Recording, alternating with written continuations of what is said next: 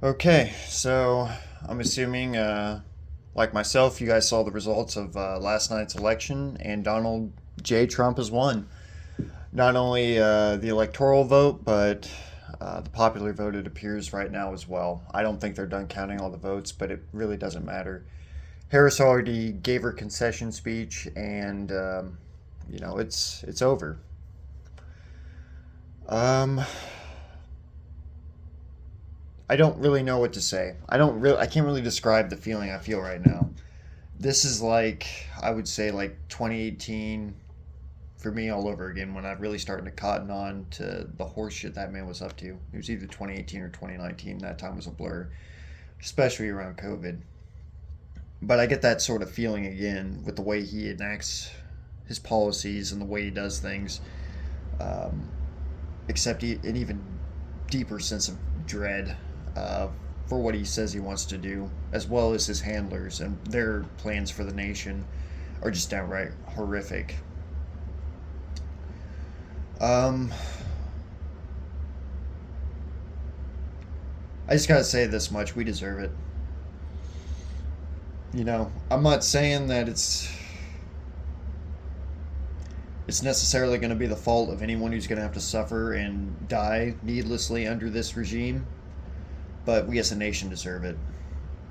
Our inaction, our apathy and ignorance and stupidity brought this man into the office again, to the Oval Office. Um, like, really, we're to blame. Honestly, I would blame more at the feet of the Democratic Party or the Democratic voter, the apathetic ones who just didn't feel the need to go out and vote. Um, especially the ones who were really all up in a tiff about the Israel Palestine situation and how Joe Biden is currently handling it, as in to say he's not really handling it at all. Well, here's a silver lining for you guys who really virtue signaled how much you despise genocide, so much so that you'd rather tank your own country than try to get anything actually done about it. You know, Trump and his ilk have a final solution to that problem, so I don't think you'll need to worry too much about that anymore. So I hope you're happy, um, if that's your reasoning for sitting out. Um, and for the Trump supporters who may be in my audience, I hope you get everything that he says he's going to do. I really do. I really hope he, imposes ridiculous tariffs on imported goods from other countries. I'm sure that proposed 60% tariff, I believe, on Chinese imports is going to work out amazingly for our economy. Certainly won't cause any problems. Those high grocery prices and inflation people were complaining about under Biden? Yeah, imagine that, except, you know, worse.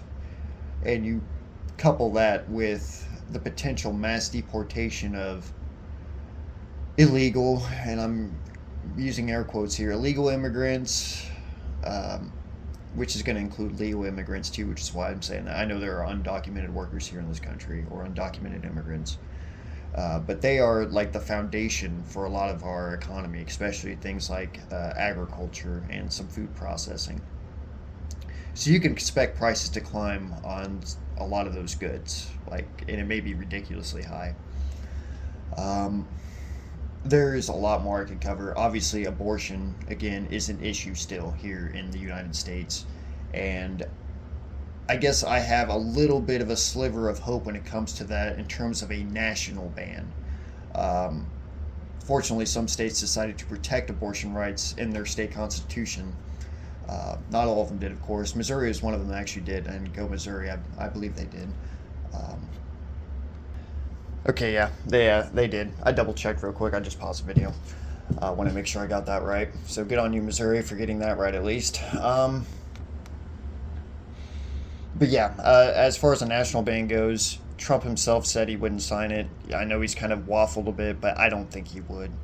I'm sure Melania and his daughters definitely would have something to say, and I'm sure he, especially Ivanka, he would definitely listen to her. Um, so I don't think he'd sign that.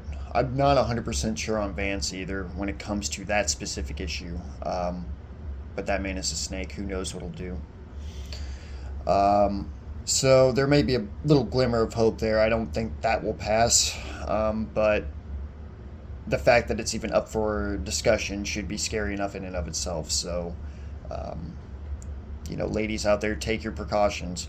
Either get sterilized or get some form of birth control that doesn't need to be renewed constantly. Instead of like birth control pills, if you can handle it like an IUD or an implant. I understand it doesn't work out for all you guys, but still, do what you can in that respect. Or just abstinence if you can avoid it. I understand, things like rape exist, and that's scary too. But you know, these are pretty scary times for our nation and perhaps the world at large when it comes to this event. So I'm sure you know what to do, but just take your precautions there. That's one thing I kind of have a little glimmer of hope for. I personally don't see Trump signing an national abortion ban into law, but we'll see. I'm sure a lot of states wouldn't go along with it anyways, fortunately. And I guess another glimmer of hope for me about the whole situation is these people are, yeah, they're malicious and everything else. They are vindictive and vengeful and pretty hateful, but they are very stupid and incompetent overall. Uh, which, yeah, it's a double-edged sword there because on one hand, a lot of people are going to get hurt or killed by their incompetence, but on the other hand, too, it's going to be very hard to ignore that for the average citizen when things are going south, like healthcare is deteriorating, the quality of food has gone down. Putting like seriously, why do we have a guy that has like a supposed brain worm in charge of public health? I can't remember what Elon Musk is involved with, but I think it's like space or space defense or something. I don't know. I can't remember. But I mean, that man can't run a fucking social media platform, so I don't hold much hope for him there. I think their incompetence will be their undoing there, and it's going to be really hard to ignore the increased prices on everything due to the tariffs if they get passed through. Because it really doesn't. But on the other hand, too, these people are so full of themselves that and they want to remove the guardrails. They're so sure of themselves. The guardrails that kept Trump in line the last term, those aren't in place this time, really, because he wants to replace, even like the faceless bureaucrats and administrators with Trump loyalists, like my fucking local IRS agent or civil engineer. Like that's the first thing you need to check off is loyalty to Donald Trump. That was everyone's top concern in the running of the country. Um, so that is going to start to shine through eventually, I believe. Um, I don't know. I'm trying to be somewhat optimistic. I mean, I am a pessimist after all. But things are going to get pretty bad, I think. Um, and it will be our fault. We we allowed this man to continue on. Essentially, we basically held the door open for him on the way to the White House. We didn't hold him to account for any of his crimes. There was people I've talked to who voted for Trump who didn't know about the Epstein tapes or his involvement with Epstein. They didn't know. They had no idea. The "we go one, we go all" crowd, yeah, they didn't know. That's the level of disinformation we're dealing with here. I don't think it was just I think it was a concerted effort of both foreign and domestic players to get this man into office. They see somebody who would be useful in enacting their wishes for America. And to be fair to them, he kind of is. He's a bit unruly. He's like a 5-year old, running around doing his thing. But that's also a bit to our benefit as well. So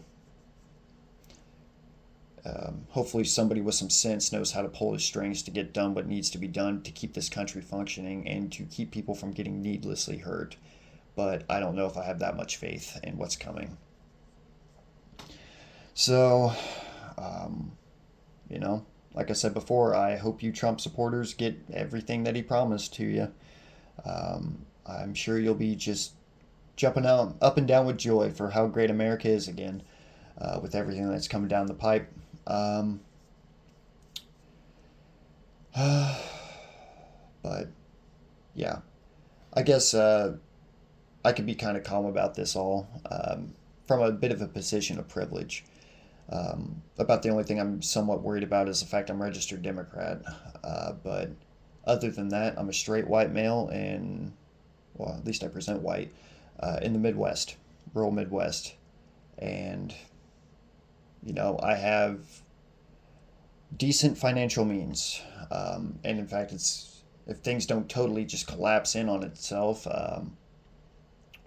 you know, I probably won't even need to work in another year or two. Oh, and speaking of which, John's journey. I don't know if you're being sarcastic, but I hope you're happy with your crypto. Okay, I know it's a bit of a sidebar here, but if you're being serious, I have no idea why you're on this channel. Crypto was like not my major concern. It's like, yeah, great, my bags are being pumped a little bit, but at what cost? Um, so yeah, there's that. I don't know, um, but in terms of things, just start planning for what you need to do. I would suggest stocking up on dry goods and canned goods, um, because food may be getting a lot more expensive. Um,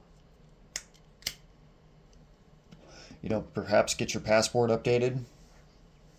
Save money if you can. Maybe make plans to exit, especially if you live in a more draconian state, a draconian red state, and you want to make an exit. Start making plans for that. Go to one of the few bastions left of, I guess, what we would call freedom. Not really, but definitely more free than what's coming down the line. So start making your plans there. Uh, and yeah, honestly too, it's up to you if you want. Like, it's really just about surviving at this point if you want to. And I'll just say this much: I am an antinatalist and a pessimist, and I don't really have a problem with pro-mortalism. It's not necessarily something I subscribe to. But obviously, if you are, you're probably not listening to me. You're probably not even here anymore. But when it comes to it, if you don't have the tolerance for this, I get it, and Godspeed, because it doesn't look pretty what's coming up. Um, it may not get as bad as I think it might get.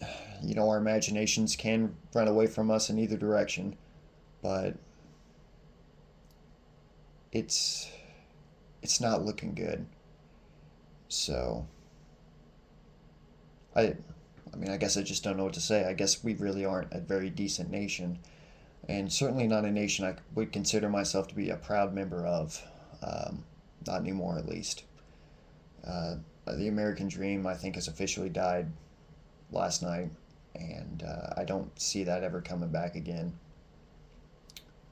So I could really ramble on and on. I'm sure you got plenty of your own thoughts, and feel free to leave them. I don't mind. But I think I've talked at you guys enough. We could pull through this. Maybe rough, but you know, life is war, and sometimes you're not winning, but there's always more conflict to go. As long as you're here, you might as well keep fighting. What else are you going to do? And what else can you do? So,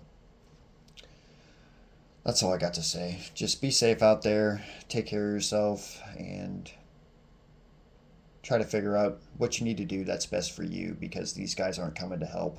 And in fact, they're probably coming to make your life much worse. So, do what you can there. Anyways, thank you for listening, and have a good one.